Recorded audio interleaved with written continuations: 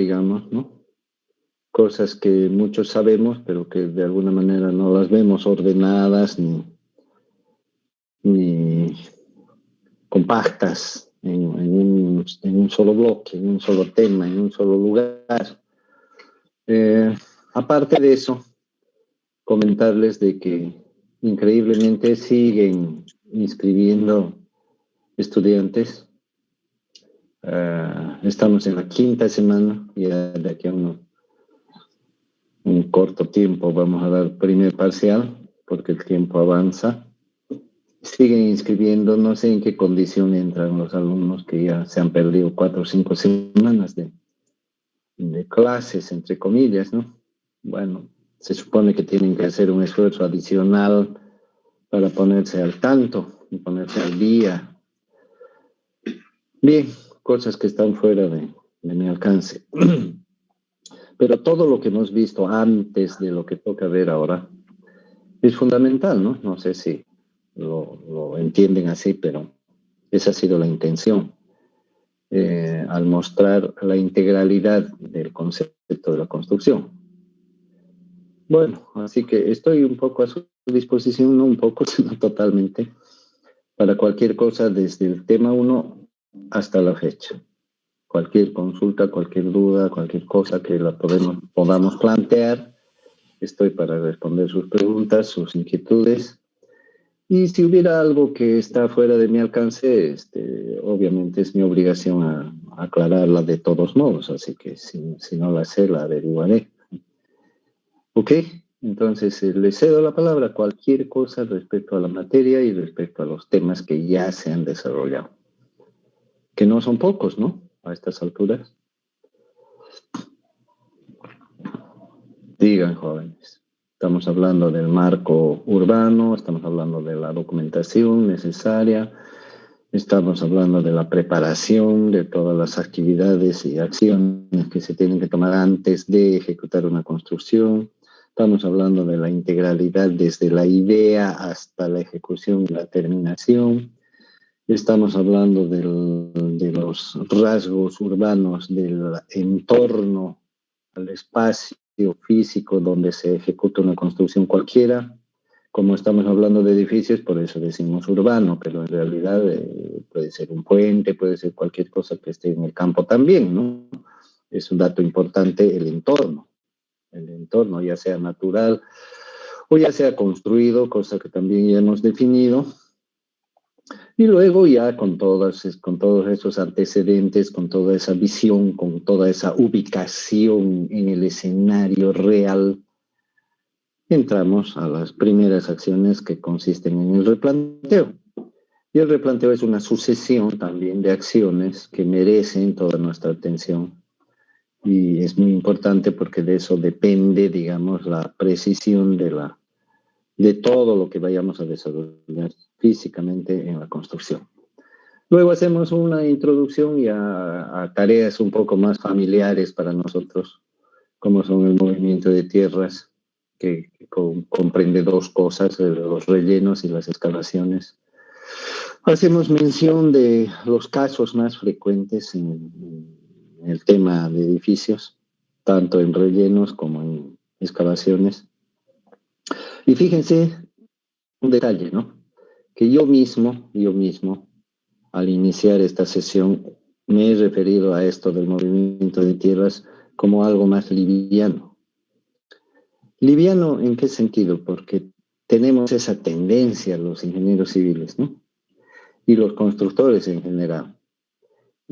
Porque seguramente en mi cabeza o en nuestra cabeza está que el cálculo estructural, que las armaduras, que los momentos negativos y que los esfuerzos de torsión y un montón de complicaciones que nos hacemos a lo largo de nuestro estudio y que por ser complejas o por ser de alguna manera áridas en su aprendizaje y también de alguna manera en su aplicación, nos parecen más atractivas, no más atractivas, sino que obligan a que nuestra atención se dirija más hacia esos puntos.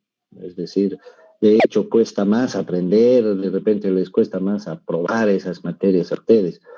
En cambio, las materias descriptivas, así como edificios, ¿no? Que parece un cuento, ¿no? Donde alguien nos dice esto es así, así, así, así, nos cuenta y nosotros nos imaginamos. Algunos que hemos tenido la oportunidad de ver algo del cuento nos resulta más familiar y punto, ahí pasa, ¿no? No hay fórmulas, no hay ecuaciones, no hay que pensar mucho, simplemente hay que tener un sentido común y los oídos bien abiertos para poder captar lo más posible sobre el relato, de manera que cuando estemos ahí, en realidad, tengamos la capacidad de recordar las cosas más importantes, ¿no? Entonces es más llevadera la figura y eso hace que nos relajemos. Eso hace que nos relajemos. O sea, muchos estudiantes no le prestan la debida atención a materias como esta, que son así descriptivas. No le prestan la debida atención porque les parece más fácil que aquellas donde tienen que sudar calculando, pero en realidad lo que están haciendo es aflojar la, la atención que se merecen las cosas y en primer lugar no están captando lo importante que les va a servir para el futuro. En segundo lugar, no están poniendo lo que hace falta, ¿no? Como para poder rendir. Entonces, en los exámenes hay mucho fracaso porque eh, yo puedo identificar con bastante precisión los factores más sobresalientes en ese conjunto estadístico que resulta de las pruebas, ¿no?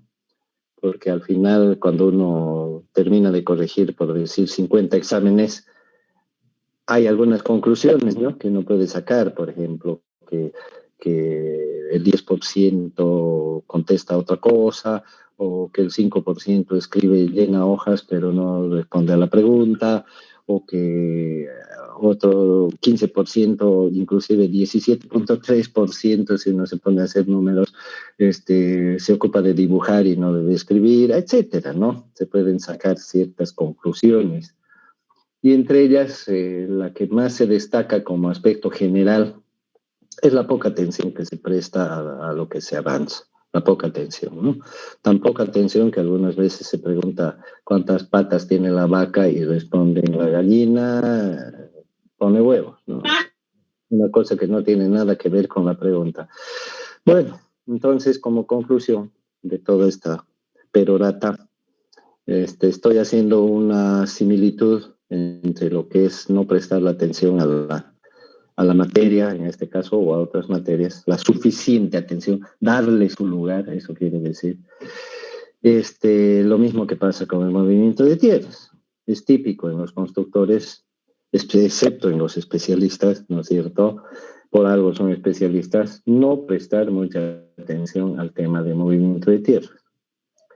Y esa en los hechos, esa actitud en los hechos, para el constructor, estoy hablando ya de la realidad, es muy negativa, porque el movimiento de tierras es vital, esencial, hay que prestarle atención. Y además, no sé si usar esta palabra, es traicionero, digamos, el movimiento de tierras, porque donde uno menos espera están los problemas.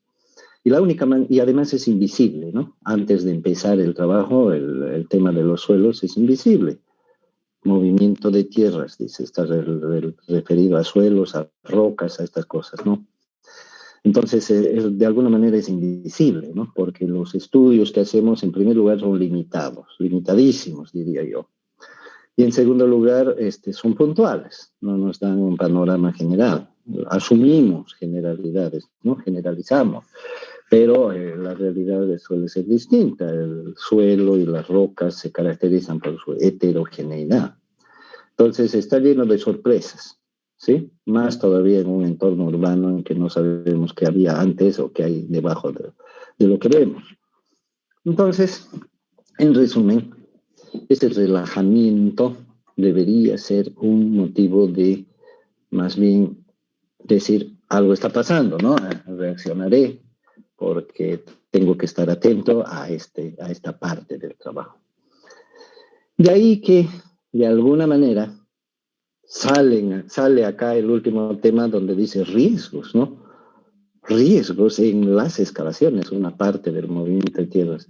Los rellenos también tienen riesgos, o cualquier actividad tiene riesgos, pintar una pared tiene riesgos, pero ¿qué hace que de alguna manera individualicemos el tema de los movimientos de tierras y particularmente las excavaciones?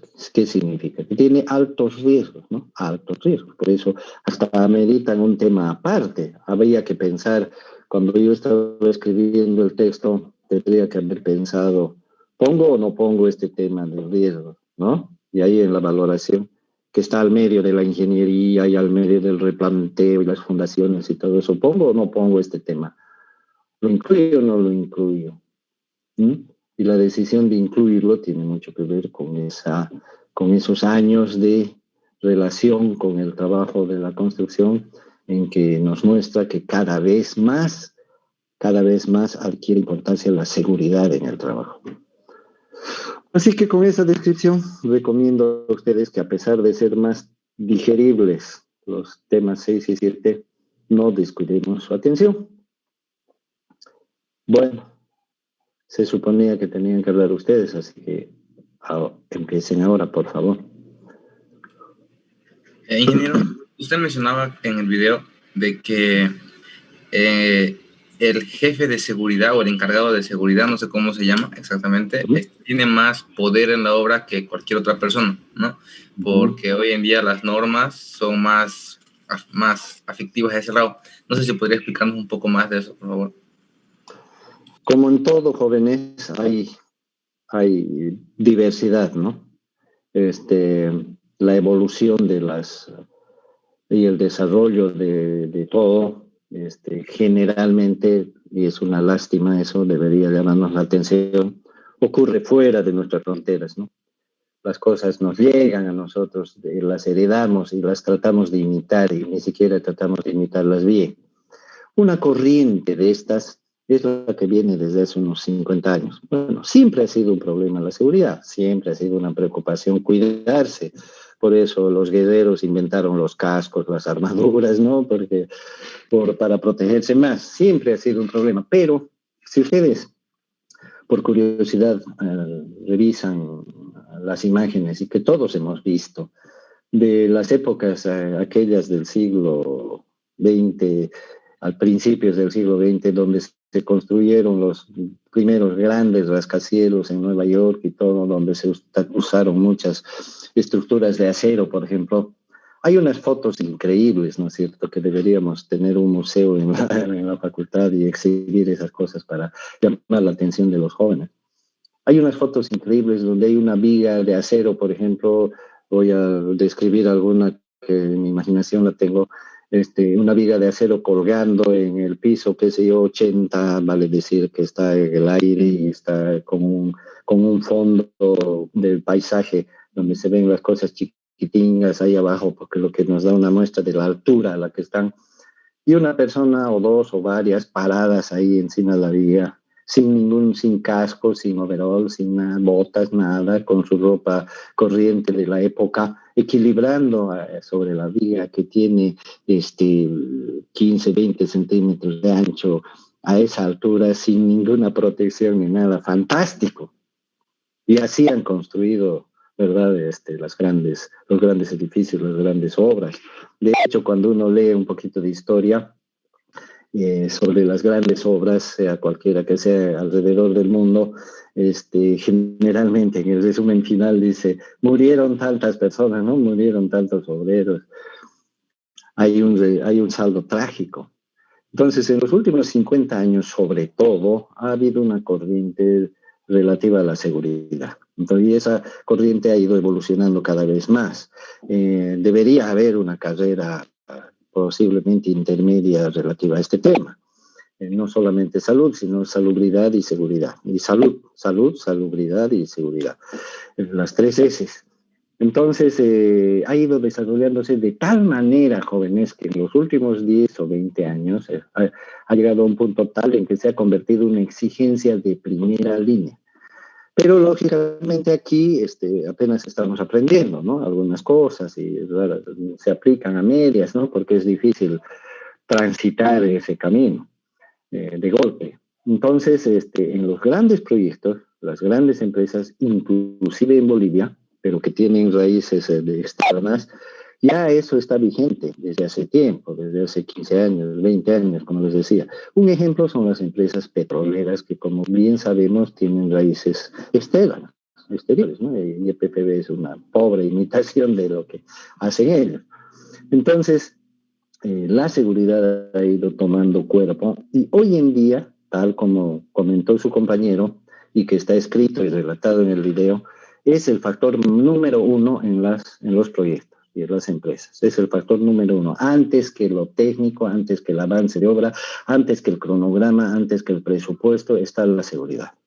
Es más, jóvenes, hoy en día en las licitaciones importantes, en las licitaciones internacionales de trabajos de construcción en el campo, en la ciudad, que son realmente de magnitud y por lo tanto se supone que están asociados a una seriedad grande.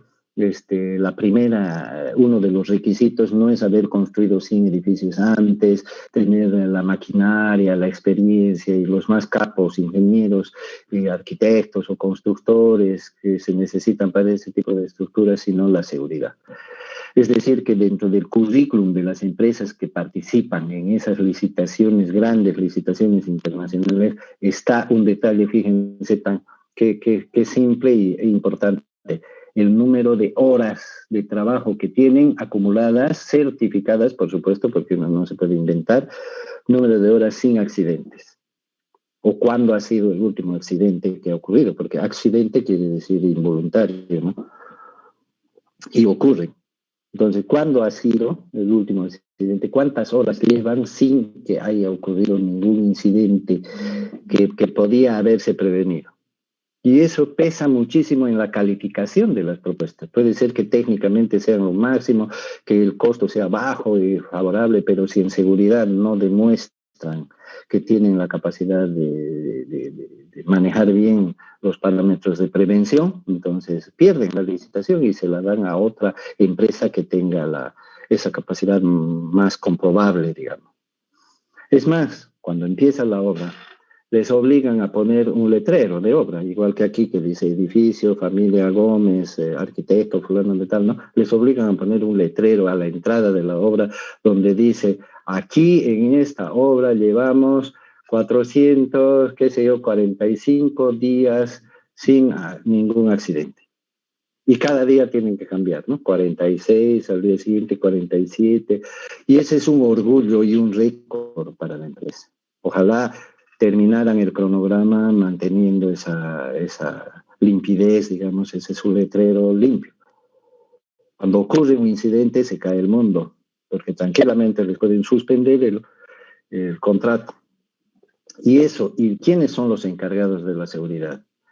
Desde hace 20 años en el resto del mundo hay expertos en seguridad. En nuestro medio no los hay. Hacen un cursito de 3 semanas y les dan su cartón y esos tienen prioridad en las empresas para poder hablar de seguridad cuando en realidad no solamente tienen algunas nociones, pero a falta de no queda otra y los contratan como encargados de seguridad. Yo les voy a relatar una pequeña anécdota real. En el proyecto de la mina San Cristóbal, que han debido escuchar, es la mina más grande de Bolivia, cerca de Uyuni, del salar de Uyuni. Es una mina gigantesca, manejada por empresas extranjeras. En ese proyecto, una empresa de acá de Santa Cruz ganó una licitación de unos 5 o 6 millones de dólares. Yo estuve un poco vinculado en la realización de la propuesta, por eso conozco el tema de una manera cercana. Entonces se armó el grupo de gente, viajaron de Santa Cruz allá y había un ingeniero de La Paz que contrataron para que se haga cargo de ese proyecto, o sea, el jefe de proyecto de la empresa de acá para ir a trabajar allá era este ingeniero. A los 15 días aproximadamente, no me acuerdo detalles, pero al poco tiempo de que este ingeniero fue, la empresa contratante, o sea, la empresa de San Cristóbal, lo despidió a este ingeniero. ¿Por qué fue? Porque este ingeniero, como cualquiera de nosotros, tenía licencia de conducir y manejaba su vehículo acá en Santa Cruz o en La Paz, donde vivía. Y cuando fue allá, manejó un vehículo que no estaba autorizado a manejar. Entonces el encargado de seguridad, que es como un Paco aquí que está en la esquina o está vigilando qué es lo que pasa con el tráfico, vio, lo detuvo, le pidió su permiso para circular por ahí, no lo tenía. Ah, pero soy el jefe de proyecto, ¿no? Como todo ingeniero altanero, soy el jefe de proyecto de tal empresa y que más bien dígame ese nombre, ¿no? Ya me imagino el incidente. Pero esto acabó en que lo despidieron al gerente. O sea, a los pocos días tuvo que venir aquí con su carita triste y relatar el asunto porque ya todo el mundo sabía, ¿no? Rompió las reglas de seguridad. Allá solamente pueden manejar las personas que están asignadas a ese vehículo. El vehículo está revisado, aprobado, tiene su logo ahí donde dice revisado, válido hasta tal fecha, donde les revisan la parte mecánica, las llantas, los equipos de primeros auxilios. Los choferes tienen que tener profesionalidad, demostrar eso, pasan por cursos de seguridad, qué hacer en caso de accidentes, qué medidas tomar, qué cosas revisar todos los días antes de arrancar, cuáles son las rutas que puede circular y cuáles no. Todo eso pasan los choferes y los vehículos. Entonces, no cualquiera se puede subir a un vehículo a manejar. Fíjense, este es un hecho real. Y era el gerente. Imagínense qué puede pasar con el otro, con otras personas. Entonces, de ahí sale una prueba de la autoridad que tienen los agentes de seguridad, ¿no es cierto? Está por encima de cualquier otro cargo y es impresionante lo que se hace en ese proyecto. Por ejemplo, todas las mañanas la gente se forma, la gente que trabaja ahí, se forma como en el colegio, se forman para rezar en los colegios católicos o se forman para cantar el himno, etcétera. Igualito ahí se forman todos los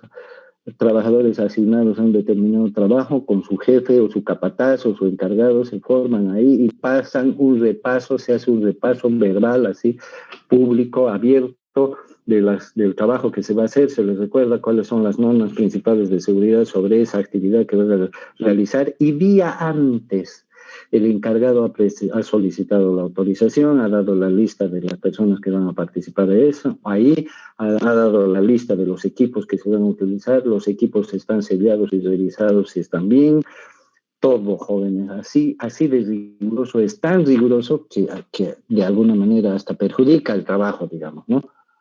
Porque cuando son muy quisquillosos los inspectores no dejan hacer nada y están parados ahí vigilando, no dejan hacer nada. Ese trabajador no está autorizado para subir escaleras abajo, ¿no? Entonces imagínense cómo es trabajar en ese ambiente. Pero como todo, genera hábitos, ¿no? Y entonces el buen ingeniero de hoy, particularmente ustedes, seguramente con el tiempo va a ser todavía más riguroso y con esto de la cuestión de salubridad, las cuarentenas y las pandemias y todo eso, hay mayores exigencias todavía y ustedes van a tener que aplicar y lo mejor es ser disciplinado y lo mejor es acostumbrarse a eso, ¿no? Cuando ya es una costumbre uno no lo objeta, ¿no? Pero cuando no lo es, entonces incomoda. Eso, jóvenes, de paso como ilustración colectiva nos sirve a todos. ¿Qué nos queda? Acoplarnos a esa corriente, ¿no? Porque es beneficiosa. La protección de la gente que trabaja ahí, incluidos nosotros e incluidos los terceros, los peatones, la gente que está circulando por ahí.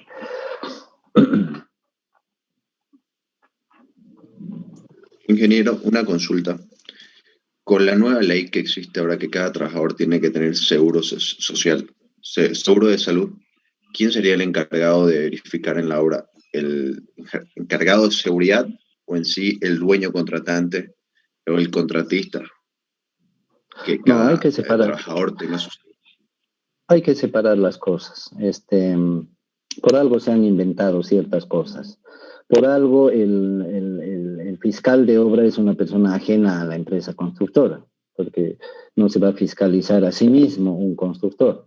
Entonces, los encargados de seguridad normalmente no son parte del grupo de la gente que está trabajando, sino son parte del propietario o del contratante o del representante del propietario. Entonces, ahí no puede haber una relación ni de familia, ni de ningún otro tipo, una relación de trabajo, sí, ¿no? Entonces, los encargados de seguridad son personas ajenas a nuestra empresa, digamos, que estamos haciendo un trabajo determinado.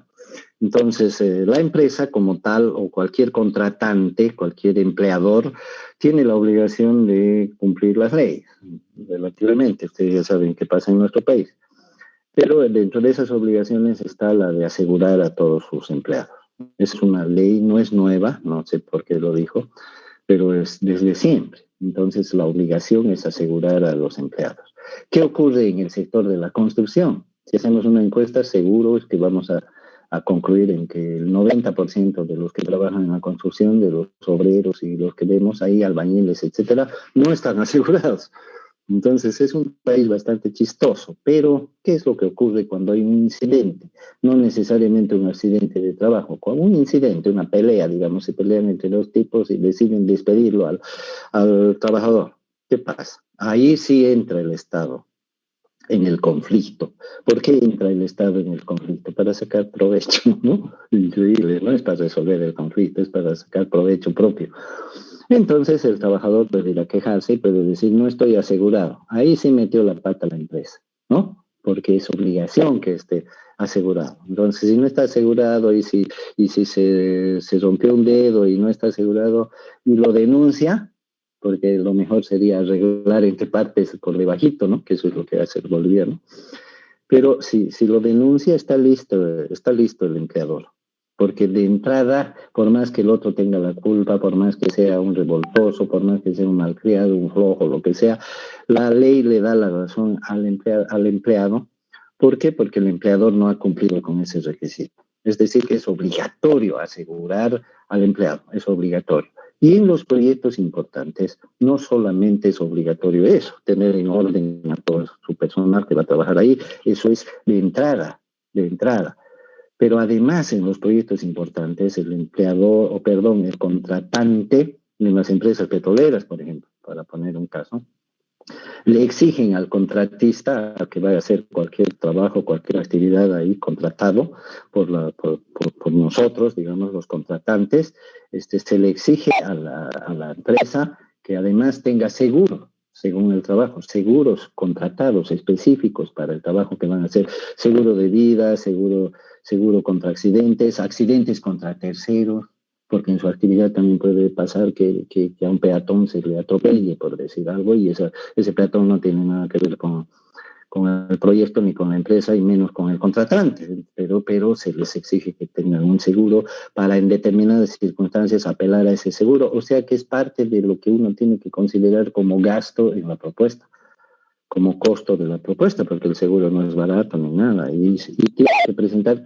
esa documentación de cada trabajador que está, y a veces no son iguales. Los trabajadores que van a trabajar en escalación tienen que tener más, o los que van a trabajar en altura tienen mayores riesgos que los que van a trabajar en una oficina.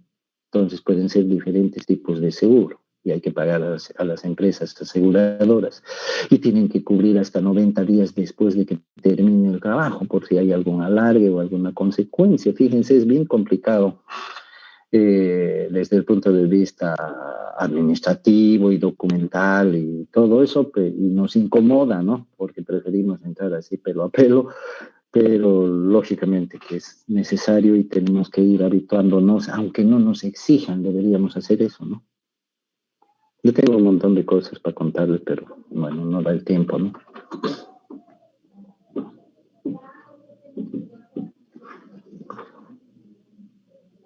¿Alguna otra cosa, jóvenes? La seguridad básica. En el caso de no asegurar, digamos, a un trabajador ingeniero, por ejemplo, yo trabajé en una obra de pelado, en el cual estaban colocando cerchas y las cerchas se vinieron abajo porque su listón que unía cercha con cercha era muy delgado y supongo que no lo supervisó un ingeniero, ¿no? Entonces hubieron muertos y heridos y creo que no estaban asegurados. Ahora, ¿cómo se resuelve este problema, digamos?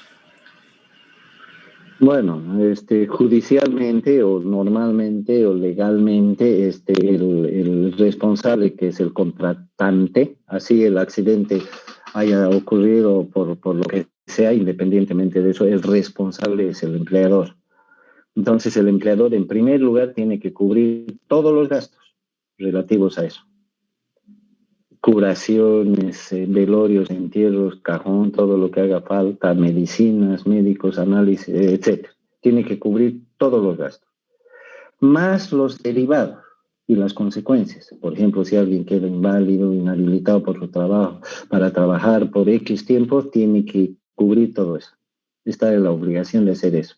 Y aparte de todo eso que es, como les diría, está predeterminado, eso no se puede uno evadir de eso. Aparte de todo eso, tiene que asumir cualquier demanda judicial, porque los familiares de los afectados o los afectados también pueden meterle juicio, ¿no? Por su cuenta, privadamente, y decirle, tiene que pagarnos $20,000 de indemnización. En otros países, en Estados Unidos, todo se traduce en plata, ¿no? Que me ofendió, me insultó y le exijo $10,000, la ley a veces le obliga a pagar. Entonces es muy grave, jóvenes. En los hechos es muy grave. Les decía hace un momento que tengo hartas cosas que contar. Me vino a la memoria. Yo tenía un proyecto en la carretera vieja Santa Cruz-Cochabamba, por ahí, kilómetro 80. Tenía más o menos unos 90 trabajadores en un campamento y tenía choferes y camiones, etcétera, para trasladar a cosas, ¿no? Y yo tenía un chofer que era empleado mío desde mucho tiempo atrás y uno que tenía la mala costumbre de ser pedante, o sea, siempre se enorgullecía de su trabajo y decía, yo soy chofer profesional, a mí nunca me ha pasado nada. Bueno, yo siempre pienso dentro mío de que nadie debería jactarse de algunas cosas. Entonces, en cierta ocasión, fin de semana, algunas veces salían los trabajadores, este chofer tenía que volver con una camioneta a Santa Cruz, viaje de 1 hora, hora y media, no pasaba nada. Y algunos trabajadores que querían venir a la ciudad pidieron permiso para venir con él, autorizados, 8 personas, más el chofer. En medio camino se embarrancó la movilidad. ¿Quién era el contratante? Yo. He tenido que pagar, como acabo de decir, todo, felizmente todos vivos. Pero hubo un ingeniero amigo porque cuando uno le pasa una desgracia aparecen los buenos amigos, que fue y me dijo, ¿qué tal, Rafael? ¿Qué te pasó? Y no te preocupes, tienes que solucionar. Y como ha habido algún muerto, me dijo, yo le dije, no, pucha, qué macana. Me dijo, no, yo me sorprendí, porque a veces es preferible que se muera. Imagínense escuchar ese tipo de cosas. Pero él sabía, porque era bastante mayor que yo y sabía lo que decía. Y resultó cierto de alguna manera, ¿no? No puedo justificar una frase así, pero a la larga, jóvenes, después de 2 años, yo estaba volviendo a casa, después de haber salido de todo eso, y había una persona esperándome, cualquier persona, ¿no? ¿Quién era? Uno del grupo de los accidentados, que me decía, ingeniero, me sigue doliendo mi brazo, ¿no? Y yo tenía que darle plata. Se aparecía otro cualquier día, 2 años, 3 años después, que no tengo trabajo, no me quiere recibir por lo que mi espalda, ¿no? Y así, jóvenes, hasta el extremo de que había alguno que se aparecía y me decía, no tengo gas, ni plata para comprar, yo tenía, o sea, se volvieron mis hijos con el tiempo. Y yo cumplí con todo, traté de pagarles todo, al final todos fueron dados de alta, ¿no? Pero tuve ese problema. Y el chofer jactancioso, que nunca le pasó nada, pero que esta vez le pasó, se hizo al del otro viernes. Nunca apareció nada y a él no le pasó nada, quedó sanito felizmente, pero nunca se apareció ni a ayudar. Yo tenía que ir a los heridos, a los hospitales, a todo lado, y nunca se apareció. Y a los 2 meses se apareció en mi oficina a cobrar su sueldo de los 2 meses. Entonces, obviamente, yo me enojé, le dije, ¿cómo tienes la cara de venir a cobrar sus sueldos si ni siquiera se ha establecido si el accidente fue por su culpa o no? Y me hizo juicio, jóvenes, me hizo juicio. Y tuve que pagar la indemnización y todo, fíjense, porque en estas cosas, en este país, el empleador es el malo. En este país es increíble, pero es así. Es más fácil divorciarse, ¿no? que deshacerse de una persona dañina que está trabajando con él. sencillamente así. Entonces hay que tomar en serio estas cosas, hay que ser muy cauteloso, hay que resolver el tema de las cajas, de cumplir con las cosas, y es más importante que todo eso, es asegurarse de que a nadie le pase nada. No hay que escatimar gastos, no es porque le exijan a uno, sino que uno tiene que hacerlo por sí mismo. Y no solamente para que no le pase nada ni tenga que algún día tener juicios ni nada, sino por espíritu propio, ¿no es cierto? Y porque hay que entender de que la salud es lo primero.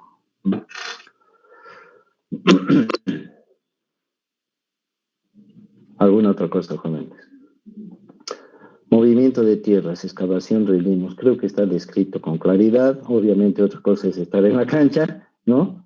Pero hay que evaluar bien, lo mejor posible, los riesgos. Y por más bien que se evalúen los riesgos, por más experiencia que tengamos, yo creo que se llega apenas a un 80% del conocimiento de la realidad. Siempre va a haber un 20% de incertidumbre, de inseguridad, de probabilidades de que algo pase. Siempre. Así que hay que tener mucho en cuenta ese detalle.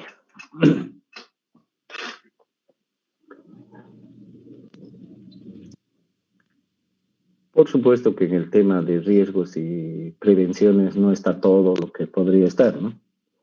Tampoco se habla de otros riesgos que en las excavaciones no son muy frecuentes. El trabajo en altura es otro de los casos críticos, ¿no? Trabajo en altura. Ahí en la mina de San Cristóbal, jóvenes, no se permitía que ninguna persona esté a más de 1,50 de altura. Imagínense 1,50 a los hombros, ¿no? A más de 1,50 sin el equipo necesario. Cosas a veces exageradas, ¿no? Parecen exageradas, pero al final garantizan, ¿no?, el buen resultado.